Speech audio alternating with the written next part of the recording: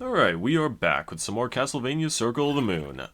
So, something you might immediately notice that's different is that I've got some window, or I guess letter boxing going on with the game window that's being covered up by some very beautiful artwork on the side. Um, Basically, I was running into problems playing this game under MGBA. I noticed I had a lot of visual issues in the last recording. So what I decided to do instead was just play through it in the Advanced Collection. I've shown you what it looks like in MGBA. Apparently, not that great with the way that I had to record it, but I don't know. It looked fine when I was playing the game. It looked fine too in the brief test that I recorded. And another problem I noticed as well was that OBS is also only recording at 30 frames per second for some reason instead of 60. I don't know why it was doing that. Well, actually, I do know why. It's because I had set to only record at 30 frames a second for Etrian Odyssey 4, since that game only runs at 30 FPS anyway. In fact, most 3DS games only ran at 30. Anyway, so yeah, I had to redo everything from that first segment all over again, but that's okay. I got the Serpent DSS card from the Earth Demon, and in the process I gained something like 5 levels doing so. It just didn't want to drop that card. And I also farmed those hoppers until I gained 2 gauntlets, which, like I said, the gauntlet is extremely good for this section of the game. So let's unequip it. Let's put it on. You gain 15 strength, which is, yeah, like I said, it's very, very good. I have some leather armor. I said that the skeleton spear drops, a cotton robe, which increases defense by 25 and intelligence by 100, which is okay, but I'm not really going to worry about it right now. A little bit more defense is, in my opinion, better for the upcoming boss fight. But I will show off what happens if you use Mercury with Serpent. You get this really fast attack that's also slightly short range and does about half as much damage as your regular attack. And if you deal a lethal blow to an enemy with it, they get frozen, which is great. Okay, something else about the Advanced Collection you may have just noticed is that when I hit that skeleton bomber, you saw something appear on the side there. In the Advanced Collection, that's to pretty much just help you figure out which enemies drop cards that you don't have that card for yet. Which is great, because it removes a lot of guesswork from getting cards. Anyway, let's just go off to the boss fight, which sadly is probably going to die in about 2 seconds flat to our overwhelming power. You're only supposed to be level 5 when you go fight this thing. I'm level 9, and I have gear that is really, really strong for this part, so yeah. And it is none other than Cerberus himself, who only has 2 heads in this game. Anyway, he's got a few attacks. This right here, he's gonna leap like that. Just get up to a high height when you see him growl the first time. And then jump when you hear him rush. Alright, now like that, yeah, he's gonna jump to one side of the arena, fire that beam, so to avoid that, just get right on top of him and you're good. He's got one more attack as well. And thankfully he used it. And this will probably finish him off, that last cask of holy water there. Yep. Didn't even give me a level. Alright, so yeah, he fires out 2 clouds of lightning that, yeah. There's really not much to him. So, for his defeat, we are rewarded with the double jump. I just poured Dr. Pepper on my pants. Damn it.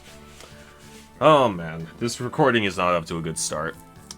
Another jump can be performed while in midair. Well, not up to a good start. It's not going well, I should say. It's off to an excellent start. It just completely annihilated Cerberus. We've gotten our first relic. Well, second relic, not counting the, first relic, not counting the dash boots. Why do you need an item to run in this game? Who decided that? I mean, look at this. Look at how freaking strong I am. Yeah. Alright, so let's see here. There's a secret right here that you can grab. And here is yet another coffin with some more mummies in it. And we get an HP max up. Now, you could go through this door right here, but there are a couple of secrets that we do have access to right now that I haven't gotten yet. So I am going to be back in a few minutes when I get to the first of such secrets. Be back in a few. Okay, I'm back. You might remember this room from the first segment. I had to stop there once I picked up the... I believe it was an MP max up, because I could not traverse any further than that. Platform was too high to jump up to, so we had to let that one go. Oh no, it was an MP max up. Here's the heart max up. Anyway, I'm gonna run all the way back through the rest of Catacomb, and I will see you guys in the next secret. Okay, and we are back at the next secret. Now in this room, that wall's just too high to jump up if you don't have a double jump. And there are flea men in this room as well. They're a bit annoying, but don't worry about them too much.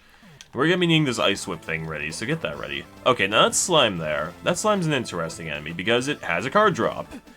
I'm not gonna off-screen myself getting it right now, because there's actually a better place to farm it. Yeah, we'll actually be approaching that in like a minute or two. So, let's see, are there these floating brains here? Now I'll climb them up. You can use your ice whip. And there we go. Nothing to it. Grab yourself a life max up. Let's jump all the way back down. Turn off the ice whip because it does less damage.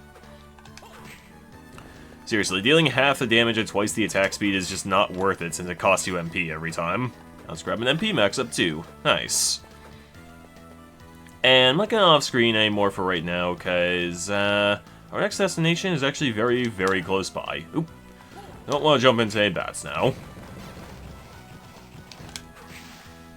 However, I do wish to whip some. Maybe you'll get a hard item out of it, and that would be nice. And go up the left side. Going up the right side just takes you to the, I guess kind of like a shortcut area. It goes from that, it just leads right into that mummy room that we saw in Catacomb. Now, there's supposed to be a secret right here. No? There it is. Alright, now in here, there's a slime. And an X-Armor. That X-Armor also has a card drop. So, if you want to get two birds stoned at once, this would be the room to do it. And I'm going to do exactly that. I'll be back when I acquire both of those cards. See you then. Okay, I have acquired both of those cards like I wanted to do.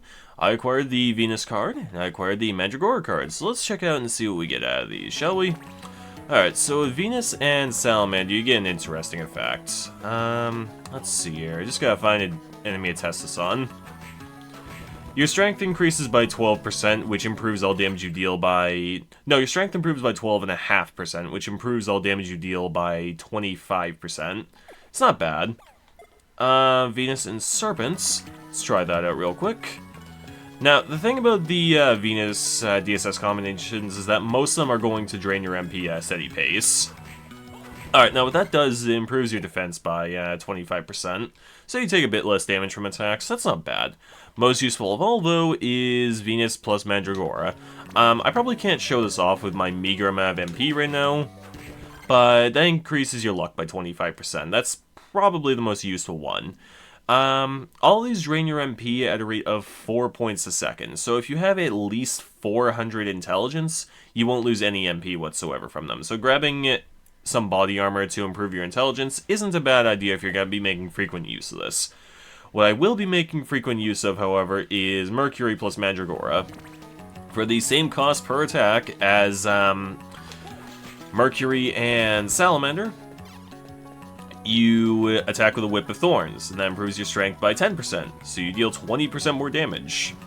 Mercury and Salamander improves your strength by 5% for reference. There's no reason not to use this since they have the same exact MP cost. So yeah, I picked up another HP max up. No big deal, right? And I'm walking. I don't want to walk, I want to run. Why walk when you can run? Anyway, let's just climb up the Abyss stairway here. You can't climb on the stairs, sadly.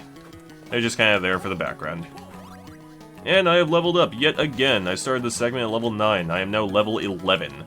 I'm actually already a high enough level to fight the boss of the Abyss stairway. Save point here, not going to use it, but there it is if you want to use it.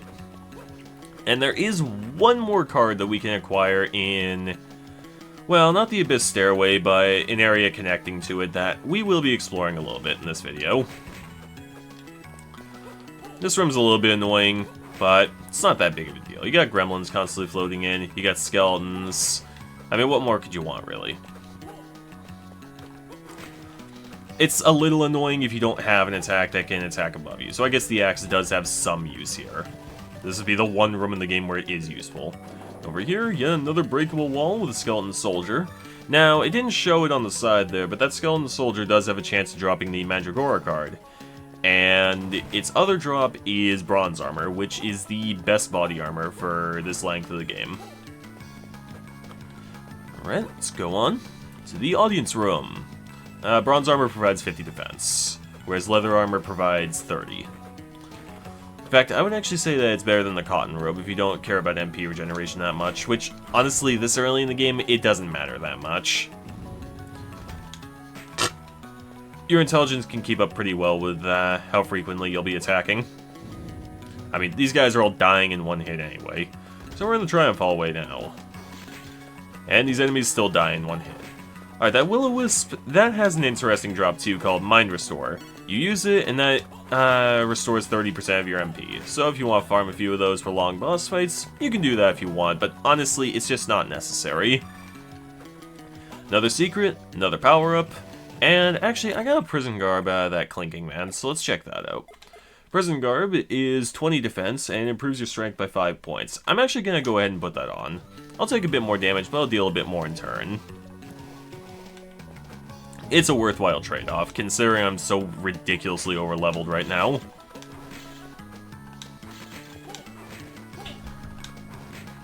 And this is just a long room full of Will-O-Wisps. Yeah, no Mind Restore for me. Alright, now Flame Armor. This guy's strong. Like, really, really strong. Most of your attacks aren't going to cause a terribly high amount of damage to him. But we just picked up the Crucifix, and that can help out. You stand the right distance, throw the thing. Look how much damage I just did with that. 5 hits of 22 damage, 110 damage total. And that Flame Armor is noteworthy for 3 reasons.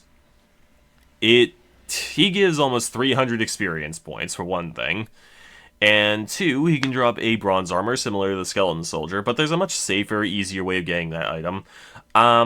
If you're going to farm this guy, aside from experience, you're looking for his rare drop, which is called Heart EX. And that's a cool drop, because that restores 50 hearts. The regular heart restores 10 hearts, as I said in the previous video. So, yeah. I'm not going to worry about that right now, because, as I've already said, I'm already over-leveled, so no need to grind off of him. Doing 22 damage per hit with my cross. Which doesn't seem like a lot, but that's an enemy you'll be encountering regularly later on, so to deal that much damage is pretty impressive. You can consider him something of a mini-boss that's in your way for getting the cross. Or alternatively, you can just grab the cross and run.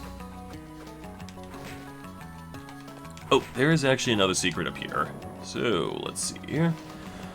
And get this heart max up. Nice. Look how many hearts we have. We have 100 hearts. Oop, and there's bronze armor, so let's put that on. Alright, we are now fully kitted out for the audience room. Nice. Don't do quite enough damage yet to one-shot these axe armors. Another level or 2 and I'll be good. Yeah, this room is just absolutely full of axe armors and skeleton soldiers, so if you want to get that Mandragora card here instead of in that tiny room, that's not a bad idea. You'll probably get it pretty quick from that. Another secret. And we get another MP max up after dealing with that axe armor. Alright, and in here there is one more new enemy, actually. Let's go through here and find ourselves another life max up. Nice. But that's not the end of the secrets. There is yet another power up. You go down a little bit, and there you go. Yet another one. Now, it might seem like I'm getting pretty much every power-up there is, but I'm only grabbing the ones that I know of. This will almost certainly not be a 100% Let's Play. I mean, look at this. If this were a 100% Let's Play, I wouldn't have even bothered coming into this room until I had the proper ability to proceed. Okay, now there's that new enemy, the Electric Skeleton. He has a card drop too, but this isn't the best area to be farming for that card drop. I'll point out a better location once we get to it, which will be in only a few minutes. Alright. I'll explain a little bit about why I haven't really been uploading much lately. So that video that that I recorded, well, not recorded, but uploaded yesterday, was actually about 2 weeks and 4 days old. The reason why I hadn't uploaded it onto YouTube is because I didn't have a good thumbnail for it, and Ivy was so busy with stuff that she couldn't really make me a thumbnail at the time. And I'm just thinking to myself, okay, well that's just fine. Until she has time, I'll just record a couple of other videos in the interim. And then I got COVID, and I was very, very sick. I just couldn't record anything, and even now that I don't have COVID, I'm still coughing a lot every now and then. Though it's probably because I'm drinking and recording at the same time. Not drinking, well, I mean, I do have some alcohol. I've got beer right here. That's probably because I'm drinking Dr. Pepper and recording. Anyway, reason I haven't left this room yet is because this is actually the best location to be farming for that, that card drop from the Electric Skeleton. Yeah, if you're really quick, you can get him before he shocks you. And you know, it makes no sense that a skeleton would have electric powers, because it's not living, it's not conductive in any way. If anything, human bones would act as an insulator, not a conductor. Well, anyway, I'll see you guys in a few minutes once I get that card drop off of them. Alright, well, that took me about 20 seconds to do. Let's see here. So you use Mercury with the Golem, and you get this. Yeah, you get a very, very long whip that sadly costs 8 MP to use. It's really slow, and it does the same damage as your regular attacks, so it's just not worth it. Now this is, your defense increases by a percentage equal to how much of the map you've uncovered, but unfortunately it costs 16 MP per second. And right now it's only going to improve my defense by 19%, which is less than this. So, I'm going to stick with this for right now for attacking those enemies.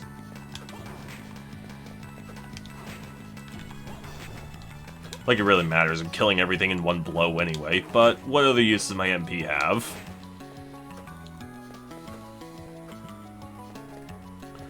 Alright. And we have more brain floats here. So you know what that means, we get to do more of this. And this one's a little bit tricky to do, because there are actually some outcroppings that you can hit your head on. There we go. These guys are also placed just a bit too closely together. But as you can see, it's no big deal. Get a health max up. And there's no secret up there. I thought there was, but there isn't.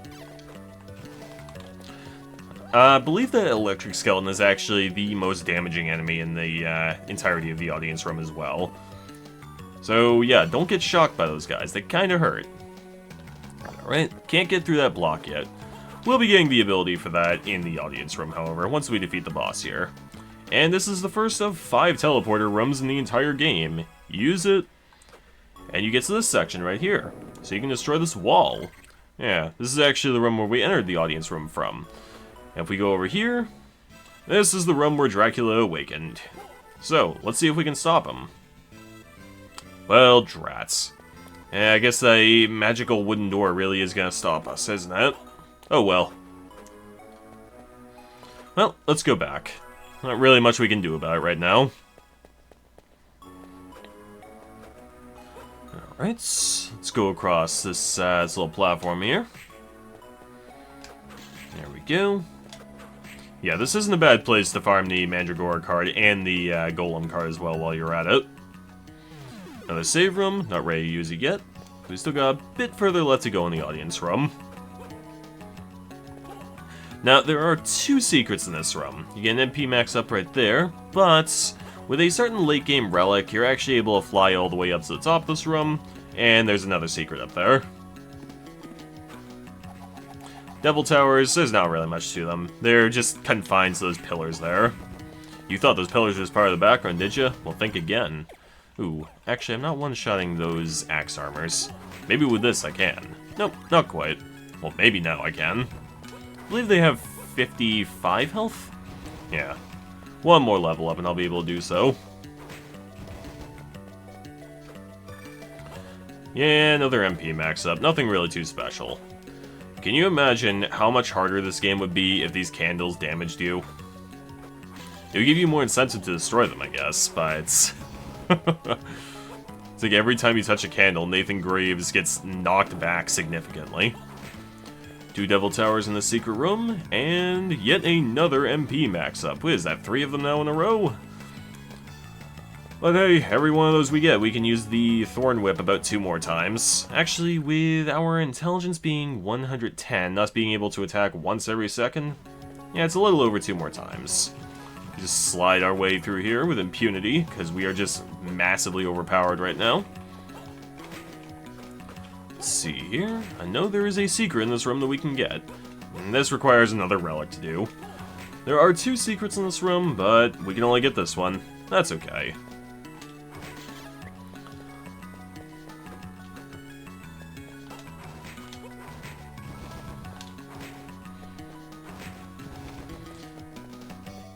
I remember hearing so much about how hard this game is, but I mean, look at this. Does this look like a hard game to you? This looks like a really, really easy game to me. I think what happened is people didn't want to farm for all the cool items from enemies, which you have to do. I mean, it makes sense, because, you know, Camilla, this is her castle. This isn't Dracula's castle. No, that's in Wallachia, which is part of modern-day Romania. But Camilla, I mean, this is an old Austrian castle. It's Camilla's castle. And Camilla, she's not gonna just leave the tools to defeating her out in the open. Nah, see, this is why you don't send a man to do a woman's job. Camilla's a smart woman. She knows what she's doing.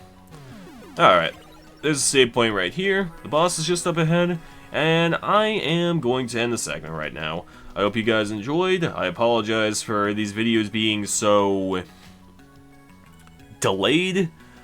I wanted to get this done like a month ago, but like I said, I just got really, really sick, and a lot of other things happened. I just wasn't able to record. So yeah, I'm done with this video now. Hope you enjoyed, and I will see you guys in the next one. Thank you for watching.